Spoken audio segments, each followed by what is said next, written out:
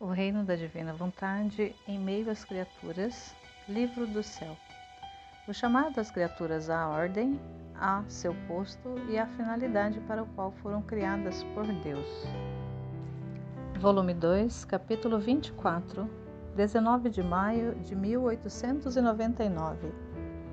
A humildade dá a certeza dos favores celestiais. Esta manhã tive receio de que não fosse Jesus, mas o demônio que me queria enganar. Então Jesus veio e, vendo-me com este temor, disse-me: a humildade é a certeza dos favores celestiais. A humildade veste a alma de tal segurança que as astúcias do inimigo não penetram dentro. A humildade põe a salvo todas as graças celestiais, tanto que onde vejo a humildade, faço correr abundantemente qualquer tipo de favores celestiais. Por isso, não queira preocupar-se por isto, senão com o olho simples, olhe sempre em seu interior. E se está investida pela bela humildade, e de todo o resto não se preocupe. Depois me fez ver muitas pessoas religiosas, e entre elas sacerdotes, também de santa vida, mas por quanto bons fossem, não havia neles esse espírito de simplicidade para crer nas tantas graças e nos tantos diversos modos que o Senhor tem com as almas. E Jesus me disse: eu me comunico aos humildes e aos simples, porque logo creem em minhas graças e as têm em grande estima, ainda que sejam ignorantes e pobres. Mas com estes outros que você vê, eu sou muito relutante, porque o primeiro passo que aproxima a alma a mim é o crer. Então acontece que estes, com toda a sua ciência, doutrina e até santidade, nunca provam um raio de luz celestial. Isto é, caminham pelo caminho natural e jamais chegam a colocar nem sequer por um momento o que é sobrenatural. Tocar nem sequer por um momento o que é sobrenatural. Esta é também a causa de porque no curso de minha vida mortal não houve nem sequer um douto, um sacerdote, um poderoso em meu seguimento, senão todos ignorantes e de baixa condição. Porque quanto mais humildes e simples, são também mais fáceis a fazer grandes sacrifícios por mim. Capítulo 25, 23 de maio de 1899.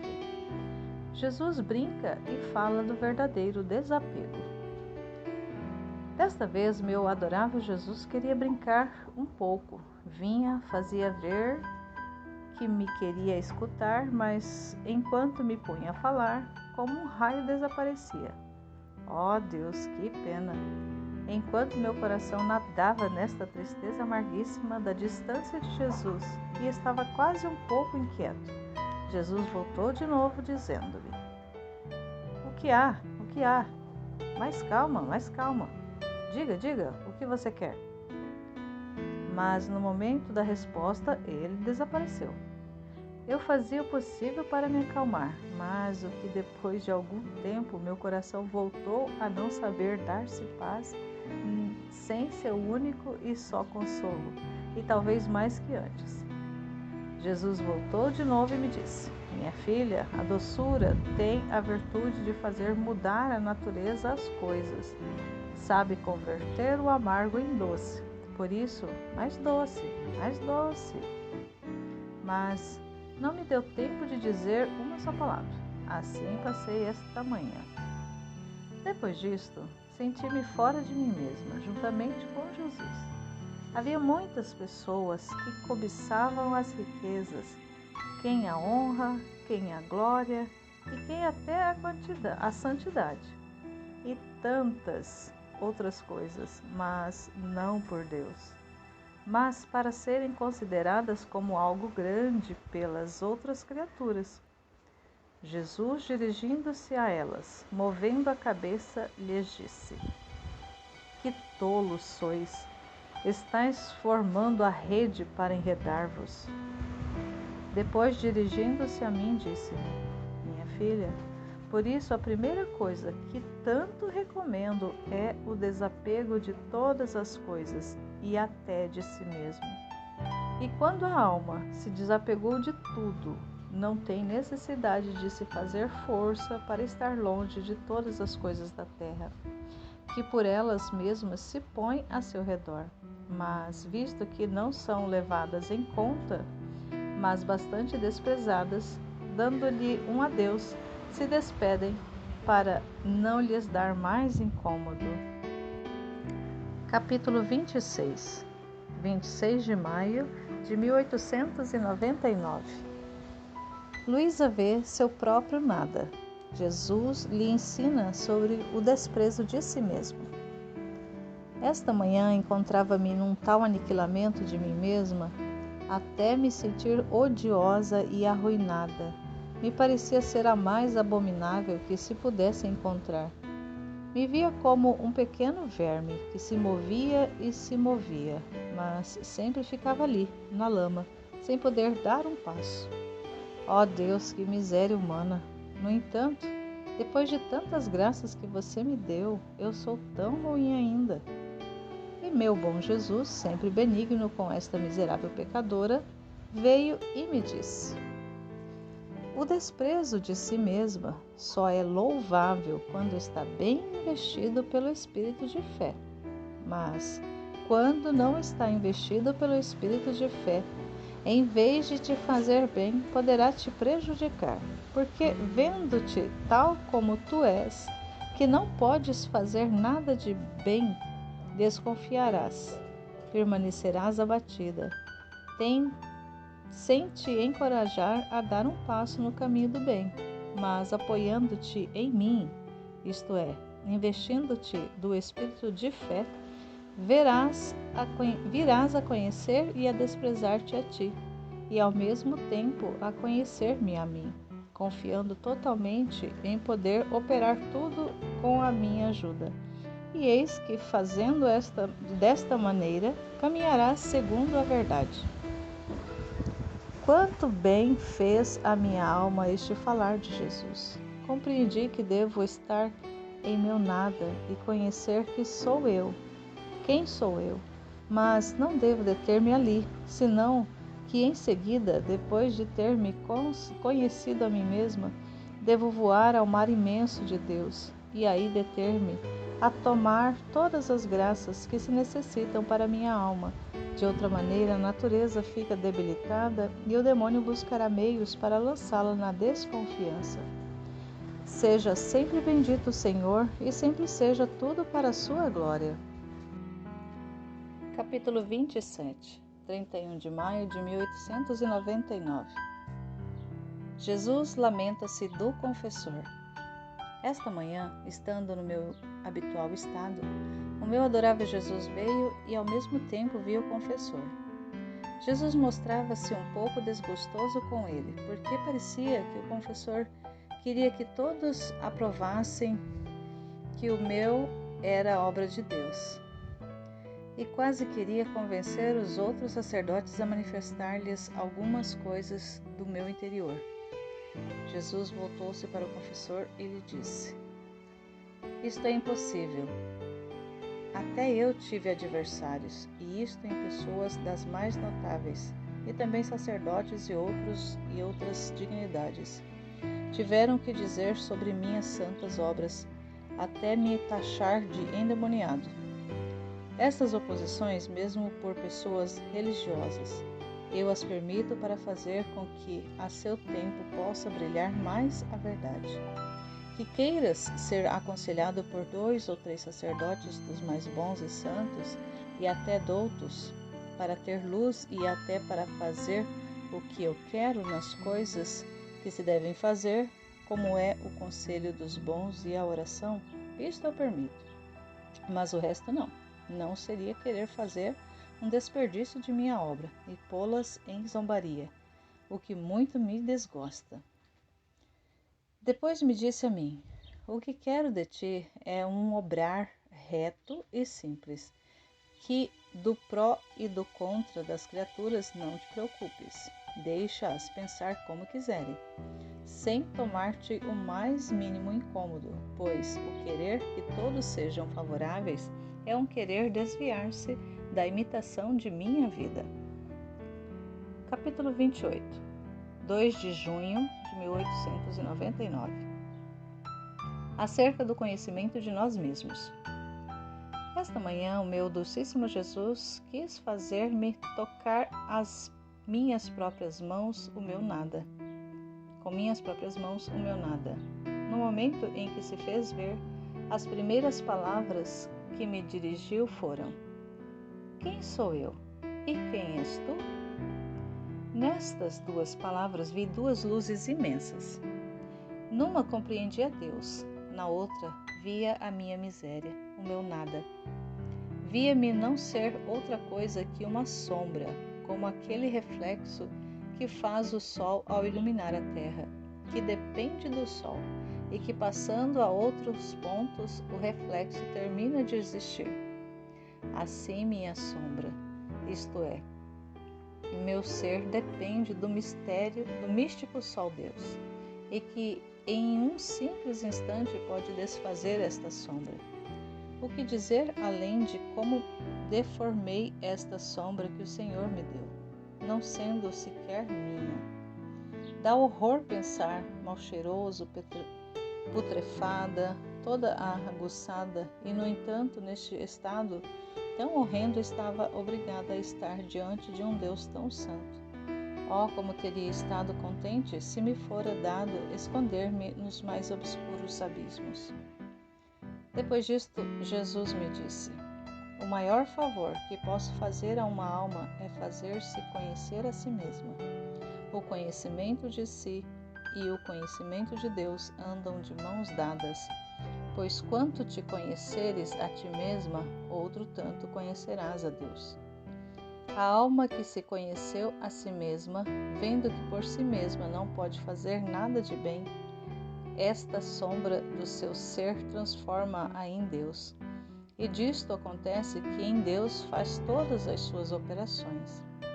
Acontece que a alma está em Deus e caminha junto a Ele, sem olhar, sem investigar, sem falar, em uma palavra, como morta, porque conhecendo a fundo o seu nada, não se atreve a fazer nada por si mesma, senão que cegamente segue as operações do Verbo. Parece-me que a alma que se conhece a si mesma lhe acontece como a essas pessoas que vão em um transporte, que enquanto passam de um lugar a outro, sem dar um passo por elas mesmas, fazem longas viagens, mas tudo isso em virtude do transporte que as leva. Assim a alma entrando em Deus, como as pessoas no transporte, faz sublimes voos no caminho da perfeição, mas conhecendo plenamente que não elas, senão em virtude daquele Deus bendito que a leva em si mesmo. Oh, como o Senhor favorece, enriquece, concede as maiores graças à alma que, sabendo que não a si mesma, mas tudo a Ele atribui. Oh, alma que se conhece a si mesma, como é afortunada! Capítulo 29, 3 de junho de 1899. Jesus derrama suas amarguras em Luísa. Esta manhã encontrava num mar de aflição, porque Jesus ainda não tinha vindo. Sentia tanta pena que me sentia arrancar o coração.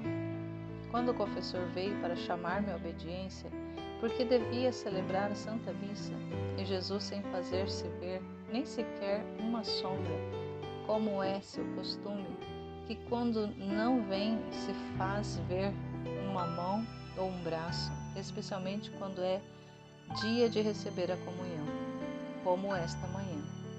Ele mesmo vem, purifica-me, prepara-me para o receber, a Ele mesmo sacramentalmente. E dizia entre mim: Esposo Santo, Jesus amável, por que não vens tu mesmo preparar-me? Como poderei receber-te? Enquanto isto, o tempo chegou. O confessor veio e Jesus sem vir. Que pena dilacerante, quantas lágrimas amargas! O confessor disse-me: vê-lo-ás na comunhão e perguntar-lhe-ás, por obediência, o porquê não vem e o que quer de ti. Depois da comunhão, vi o meu bom Jesus, sempre benigno com esta miserável pecadora. Transportou-me para fora de mim mesma e eu tinha-o nos braços. Era como uma criança, todo aflito. Eu rapidamente comecei a dizer-lhe: meu menino, único e só bem meu, como é que não vens? Em que te ofendi? O que queres de mim que me faça chorar tanto? Mas no ato de dizer isto, era tanta pena que em tudo o que o tinha entre meus braços continuava chorando. Mas mesmo antes de terminar de dizer a última palavra, Jesus aproximando a sua boca da minha, derramou as suas amarguras, sem me responder uma só palavra. Quando acabava de verter, eu começava de novo a dizer, mas Jesus, sem me prestar atenção, voltava a verter em mim. Depois disto, sem me responder nada do que eu queria, me disse: faz-me derramar em ti. De outra maneira, assim como destruí com o granizo outros lugares, assim destruirei os vossos. Por isso me faz verter, e não pense em outra coisa. Assim, sem me dizer nada, acabou. Capítulo 30. 5 de junho de 1899. Luísa reza com Jesus. Continua ainda o estado de aniquilação, mas tal ponto que não ousava dizer uma palavra ao meu amado Jesus. Mas esta manhã, Jesus, tendo compaixão do meu miserável estado, Ele mesmo quis aliviar-me, e eis que, enquanto me fez ver, e eu me sentia toda aniquilada e envergonhada diante dele, Jesus aproximou-se de mim, mas tão intimamente que me parecia que ele estava em mim e eu nele, e me disse: minha filha amada, que tens que estás tão aflita? Dize-me tudo, que te contentarei e remediarei tudo. Mas como continuava a ver-me a mim mesma, como disse no dia anterior, então vendo-me tão mal, sem sequer ousei dizer-lhe nada, mas Jesus replicou: logo, diga-me o que quer, não demore. Vendo-me quase forçada e rompendo em abundante pranto, lhe disse: Jesus Santo, como queres que não esteja aflita? Depois de tantas graças, não devia ser tão má. Às vezes até as obras boas que busco fazer, nas mesmas orações, misturo tantos defeitos e imperfeições que eu mesma sinto horror. O que será de você que é tão perfeito e santo? E além disso, o escassíssimo sofrer em comparação com o de antes, sua grande demora em vir, tudo me diz claramente que meus pecados, minhas grandes ingratidões são a causa, e que você, zangado comigo, me nega também o pão cotidiano que você concede a todos, geralmente, como é a cruz. Assim que depois terminará como me abandonar de todo. Pode dar-se talvez maior aflição que esta? Jesus, compadecendo-me toda, me apertou a seu coração e me disse: não temas, esta manhã faremos as coisas juntos. Assim eu suprirei as tuas. Então me pareceu que Jesus continha uma fonte de água e outra de sangue em seu peito. E nessas duas fontes tem submergido minha alma, primeiro na água e depois no sangue. Quem pode dizer como minha alma ficou purificada e embelezada? Depois nos pusemos a rezar juntos, recitando 3 glórias ao Pai, e isto me disse que o fazia para suplicar a minhas orações e adorações à majestade de Deus. Oh, como era belo e comovedor rezar junto com Jesus! Depois disto, Jesus me disse: Não te aflija, não sofra. Queres tu antecipar a hora designada por mim? Meu agir não é apressado, mas tudo a seu tempo. Cumpriremos cada coisa, mas a seu devido tempo. Depois, por um fato todo providencial, inesperadamente, tendo saído o viático da igreja para ir a outros enfermos, recebi também eu a comunhão. Quem pode dizer tudo o que aconteceu entre Jesus e eu? Os beijos, as carícias que Jesus me fazia? É impossível poder dizer tudo. Parecia-me que depois da comunhão via a sagrada partícula, e agora via na partícula a boca de Jesus, agora os olhos, agora uma mão, e depois fez-me ver todo ele. Transportou-me para fora de mim mesma, e agora encontrava-me na abóbada dos céus, e agora encontrava-me sobre a terra, no meio dos homens, mas sempre junto com Jesus. Ele de vez em quando ia repetindo: Oh, como és bela, minha amada! Se tu soubesses quanto te amo, e tu quanto me amas? Ao ouvir-me dizer estas palavras, senti tal confusão que me sentia morrer, mas com tudo isso tive a coragem de dizer-lhe: Meu Jesus, belo, sim, amo-te muito. E tu, se verdadeiramente me amas tanto, diz-me também: Tu perdoas-me por todo o mal que fiz? E também concede-me a sofrer? E Jesus: Sim, perdoo-te, e quero te contentar com derramar em abundância as minhas amarguras em ti. Assim, Jesus derramou suas amarguras. Parecia-me que tinha uma fonte de amargura em seu coração, recebidas pelas ofensas dos homens, e a maior parte a derramava em mim. Depois Jesus me disse: Diz-me, que mais queres? E eu: Jesus Santo, confio-te ao meu confessor. Santifica-me e dá-lhe também a saúde do corpo. E além disso, é vontade tua que venha este sacerdote? E Jesus: Sim. E eu: Se fosse a tua vontade, fala-ias bem. E ele: Fique quieta, não queira investigar muito meus julgamentos. E nesse mesmo instante me fazia ver a melhora da saúde do corpo e a santidade da alma do confessor. E acrescentou: Tu queres ser apressada, mas eu faço tudo a seu tempo.